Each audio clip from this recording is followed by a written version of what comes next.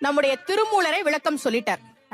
உன் மனசுல பக்தி இருந்ததுன்னா, நீ ஆன்மீகவாதியா இருந்தா என்ன பண்ணணும்னு அவர் சொல்லிட்டார். யாவர்க்குமாம் இறைவருக்கு ஒரு பச்சிலை, யாவர்க்குமாம் பசுவிற்கு ஒரு வாயுரை, யாவர்க்குமாம் உண்ணும் போது ஒரு கைப்பிடி, யாவர்க்குமாம் பிறருக்கு இன்னுரை தானே. உன் மனசுல பக்தி இருந்ததுன்னா கோவிலுக்கு போகும்போது ஏதாவது ஒரு பச்சை இலையை எடுத்துட்டு போ.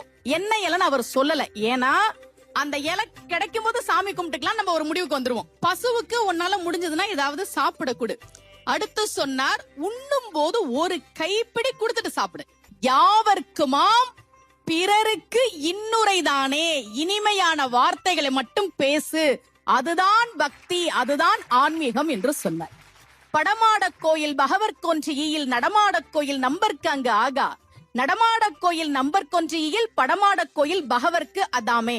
மனுஷனுக்கு உதவி பண்ணு, அது கடவுளுக்கும் சேர்த்து செய்த புண்ணியத்தை கொடுக்கும் அப்படின்னு அவர் சொல்றார். உதவி பண்றது, நீ செய்யற உதவி கண்டிப்பாக பல மடங்கு உனக்கு திரும்பி வரும். இது பிரபஞ்ச விதி. அமெரிக்கால ஒரு பையன் அவங்க பாட்டி வீட்டுக்கு நடந்து போறான். மயக்கம் வருது. ஒரு வீட்டு கதவை தட்டி தண்ணி கிடைக்குமான்னு கேக்குறான். கதவை திறந்த பொண்ணு முகத்தை பார்த்தா பசியா இருக்கே, உள்ளவா அப்படின்னு ஒரு டம்ளர் பாலை கொடுத்துட்டு, நீ சாப்பிடு, நான் சமைச்சிடுறேன்னு சொல்றான். இல்ல இந்த பால் போதும், நான் கிளம்புறேன்னு சொல்லிட்டு அந்த பையன் கிளம்பிட்டான். பல வருடங்கள் கழித்து அந்த ஊர்ல ஒரு பெரிய நோய் பரவுது. மருத்துவமனைக்கு நிறைய பேர் சிகிச்சைக்கு வராங்க. ஒரு பெண் வர்றாங்க, நோய் முற்றி போய் வராங்க. மருத்துவர் பார்த்துட்டு, நான் குணப்படுத்துறேன் இவங்களன்னு சொல்லி சிகிச்சை கொடுத்து குணப்படுத்திட்டார். இந்த பொண்ணுக்கு லாஸ்ட் நாள் அந்த ஹாஸ்பிட்டல் இருந்து கிளம்பணும்.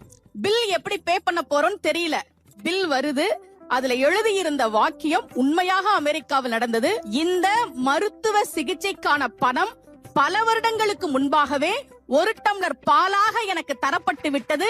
இப்படிக்கு மருத்துவர் ஹோவர்ட் கெல்லி என்று எழுதப்பட்டிருந்தது.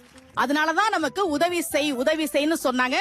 பக்தியில அன்னதானத்தையும் தானம் செய்வதையும் ஒரு அங்கமாகவே வைத்ததற்கு காரணம், நீ எதை கொடுக்கிறாயோ அது பல மடங்கு உனக்கு நிச்சயமாக திரும்பி வரும் என்பதால் தான்.